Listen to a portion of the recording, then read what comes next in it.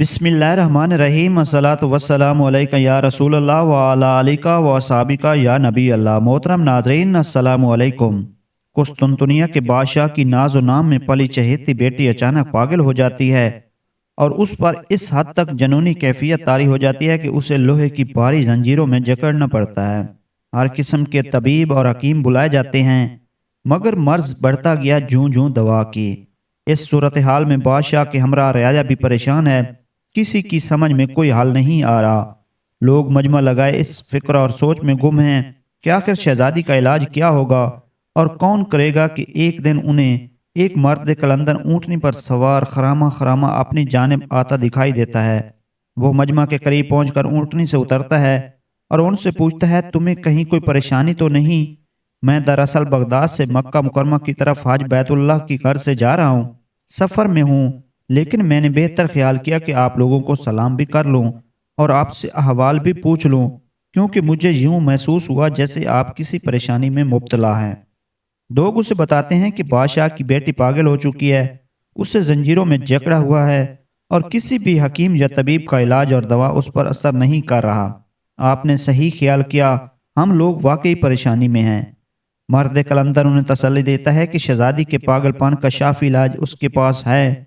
लोग ये बात सुनकर खुशी का इजहार करते हैं और उस मर्द कलंदर से दरख्वास्त करते हैं कि आप हमारे हमरा बादशाह के पास चलिए, चलकर शहजादी को देखिए और उसका इलाज कीजिए। अगर शिफा हो गई तो मुंह मांगा इनाम आपको दिया जाएगा।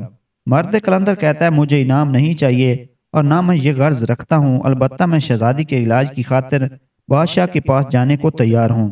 लोग उस मर्द कलंदर को बादशाह के पास ले जाते हैं और बादशाह को तमाम सूरत हाल से आगाह करते हैं। बादशाह अपनी बेटी को मर्द कलंदर के सामने लाता है। मर्द कलंदर उस शहजादी पर एक नज़र डालते ही दवा तजवीज़ करता है। दवाई ऐसी है जिसे ना खाया जा सकता है और ना पिया जा सकता है और ना ही जिस्म पर लगाया जा सकता है, बल्कि वो तो महज चंद लफ्ज़ों पर मुश्तमिल एक कलमा है जिसे मरीज ने अदा करना है। बादशाह पूछता है, वो कलमा क्या है? फौरन बताइए ताकि शहजादी उसे अदा करे। मर्द कलंदर बताता है, वो कलमा है ला इलाहा इल्लल्लाहु मुहम्मद रसूलुल्लाह। शहजादी जैसे ही ये कलमा अदा करती है, उसकी गर्दन और हाथों से लिपटी लोहे की जंजीरें यकदम टुकड़े टुकड़े हो जाती हैं और वो ऐसे सेहतमंद और तंदुरुस्त हो जाती है जैसे कभी बीमार ही ना हुई हो।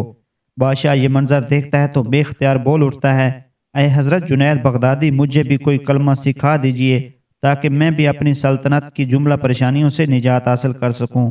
बादशाह को भी यही कलमा पढ़कर मुशर्रफ बा इस्लाम होने को कहा जाता है, तो वो फौरन उस पर अमल करता है और यूं बादशाह सलामत को देखकर बेशुमार लोग हल्का इस्लाम में दाखिल हो जाते हैं। हज़रत जुनैद बगदादी रहमतुल्लाह अलैह के रहबर और मुर्शिद हज़रत श्री सिक्ती की तालीम और तरबियत और दस्त व तरतीस का अंदाज मुनफरिद भी था और दिलचस्प भी। ख़ास तौर पर अपने भांजे हज़रत जुनैद बगदादी रहमतुल्लाह अलैह को हज़रत श्री सिक्ती मुख्तलिफ उमूर समझाने के लिए अछूता तरीक़ाकार इख्तियार करते थे, जिसमें वो कोशिश करते थे कि हज़रत जुनैद बगदादी बातों और नसीहतों का मफहूम और मतलब अज खुद अखज़ करने की कोशिश करें। यूं वो हज़रत जुनैद बगदादी रहमतुल्लाह अलैह की जहानत का इम्तिहान भी लेते थे और उन्हें शरीयत के अहकामात और तरीक़त के दर्जात भी समझाते थे।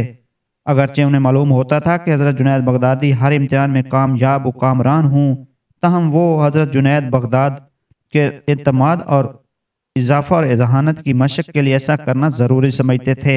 हज़रत सिर सख्ती अक्सर औक़ात मुख्तलिफ ज़रूरी बातें समझाने के लिए मुबहसा की शक्ल में भी हज़रत जुनैद बगदादी को तालीम देते थे। आप खुद बताते हैं, मेरे उस्ताद हज़रत सर सख्ती जब चाहते कि मैं उनसे कुछ इल्म हासिल करूँ तो वो मुझसे सवाल करते थे, मुझे सोचने और गौर फिक्र करने का मुकम्मल मौका देते थे और जब मैं उनको सही जवाब देता तो वो खुशी से मुसरत का इज़हार फरमाते थे। तहम कभी कभी वो मेरी बातों में इजाफा भी फरमाते थे। ये एक ऐसी जहनी और फिक्री मशक थी जिसने मेरे जहन को मुसलसल मुतहर्रिक रखा हुआ था और अब ताला जल्ला शानहू की तौफीक और बख्शिश व इनायत थी कि मुश्किल से मुश्किल सवाल भी मेरे लिए आसान हो जाता था। एक दिन हज़रत जुनैद बगदादी रहमतुल्लाह अलैह ने अपने मामू और मुर्शिद हज़रत सिर सख्ती से अर्ज़ की, या हज़रत, मुझे कोई ऐसा वाक़या सुनाएं जिससे इश्क की सच्चाई का इज़हार होता हो। चूँकि हज़रत जुनैद बगदादी को इल्म व मार्फत के उसूल की सख्त ख्वाहिश और तमन्ना रहती थी और हर वक्त आपकी कोशिश भी यही होती थी, इसलिए अगर हज़रत सर सख्ती आपसे कोई सवाल नहीं करते थे तो आप खुद ही उनके सवाल करके सीखने सिखाने के अमल को शुरू कर देते थे। چنانچہ حضرت جنید بغدادی رحمۃ اللہ علیہ نے اس سوال پر انہیں عشق کی سچائی کے متعلق کوئی واقعہ سنایا جائے۔ حضرت سر سکتی نے کاغذ اور قلم منگوایا۔ جب ان کے پاس کاغذ اور قلم لایا گیا تو انہوں نے کاغذ پر کچھ تحریر کیا، پھر اس کاغذ کو ایک لفافے میں بند کر کے آپ کے حوالے کیا اور حکم دیا، اس لفافے کے اندر جو کاغذ موجود ہے اس کی تحریر پڑھ لینا، وہ تمہارے لیے 700 قصوں سے بہتر ہے۔ ہاں، یہ یاد رکھنا کہ ان جملوں کو محض پڑھ لینا ہی کافی نہیں ہوگا، بلکہ تم ان پر غور و فکر بھی کرتے رہنا، اور یہ لفافہ اس وقت کھولنا جب تم بالکل تنہا ہو اور تمہارا ذہن یکجوئی کے ساتھ اس تحریر پر غور کرنے کے لیے تیار ہو۔ حضرت جنید بغدادی رحمۃ اللہ علیہ نے اپنے پیر و مرشد اور استاد کامل سے وہ لفافہ پورے ادب اور احترام کے ساتھ وصول کیا اور اسے کمرے میں جا کر ایک محفوظ جگہ پر رکھ دیا۔ تمام دن کی مصروفیات سے فارغ ہونے کے بعد رات کے لمحات میں جب تمام دنیا خواب خرگوش کے مزے لے رہی تھی، آپ نے رب تعالیٰ کی عبادت کرنے کے دوران تھوڑا سا وقفہ لیا اور پھر لفافہ اٹھایا۔ حضرت جنید بغدادی رحمۃ اللہ علیہ نے اس لفافے کو کھولا، کاغذ نکالا اور اسے پڑھنا شروع کیا۔ آپ نے دیکھا آپ کے مرشد اور رہبر حضرت سر سکتی نے اس کاغذ پر عربی کے 3 اشعار درج کیے ہوئے تھے۔ آپ نے انہیں غور سے پڑھا۔ ان اشعار کا مفہوم تھا: جب میں نے محبت کا دعویٰ کیا تو آواز آئی تم جھوٹے ہو، اگر تمہیں محبت ہے تو تمہارے ہاتھ پاؤں اتنے درست کیوں نظر آ رہے ہیں؟ یاد رکھو، محبت اس وقت تک نہیں جب تک پیٹ کمر سے نہ لگ جائے اور تم اتنے کمزور ہو جاؤ کہ تمہیں کوئی پکارے تو جواب نہ دے سکو، اس قدر گھل جاؤ کہ آنکھوں کے سوا کچھ باقی نہ رہے جن سے تم آنسو بہاؤ اور عاجزی کرو۔ حضرت جنید بغدادی رحمۃ اللہ علیہ نے ان اشعار کو انتہائی غور سے پڑھا، ایک ایک لفظ کے مفہوم اور مطلب پر پوری یکسوئی کے ساتھ غور کیا۔ آپ جس قدر غور کرتے جاتے تھے اسی قدر آپ کی آنکھوں سے آنسو زیادہ تیزی سے نکلتے جاتے تھے۔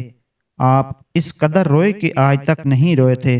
یہ اشعار کیا تھے؟ علم و معرفت کا ایک خزانہ تھے، ذہن و دل میں اتر جانے والے تھے، محبت کرنے کا دستور و قانون تھے، محبت کرنے والوں کی حالت کا آئینہ تھے، کائنات کے ایک سچے جذبے کا حقیقت پسندہ اظہار تھے۔ اس لیے انہوں نے حضرت جنید بغدادی رحمۃ اللہ علیہ کے دل پر ایسا اثر کیا، آپ روتے روتے بے ہوش ہو گئے۔ جب کچھ دیر بعد ہوش میں آئے تو پھر اشعار پڑھنے لگے۔ اشعار پڑھتے جاتے تھے اور پھر روتے جاتے تھے۔